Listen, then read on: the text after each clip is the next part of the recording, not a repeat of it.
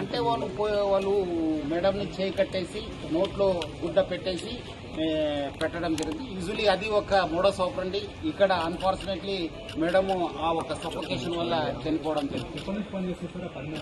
Almost 1 year నుంచి అయింది. So వాళ్ళ మదర్ కోసం ఇక్కడ సార్ వాళ్ళ మదర్ కోసం ఆమె రావడం జరిగింది. తర్వాత మదరు చనిపోయిన తర్వాత మళ్ళీ ఆమె కంటిన్యూ కావడం జరిగింది.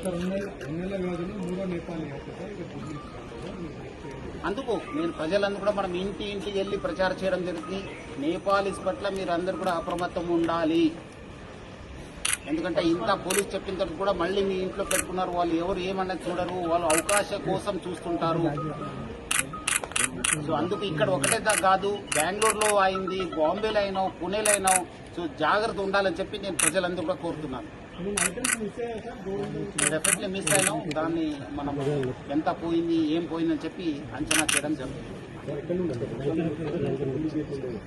ఇక్కడ నుంచి వచ్చారు, సైడ్ గేట్ ఉంది కదా, పార్క్ గేట్ నుంచి రావడం జరిగింది. అది మనము వర్కౌట్ చేస్తున్నాం. కొన్ని వివరాలని బయట పెట్టలేము, కొంత ఇన్వెస్టిగేషన్ కోసము మనం చేస్తున్నాం. డెఫినెట్లీ మీకు అప్డేట్ ఇస్తాను. చెప్తాను, మళ్ళీ చెప్తాను మీకు ఈవినింగ్ దాకా. మళ్ళీ give report. Okay sir, thank you.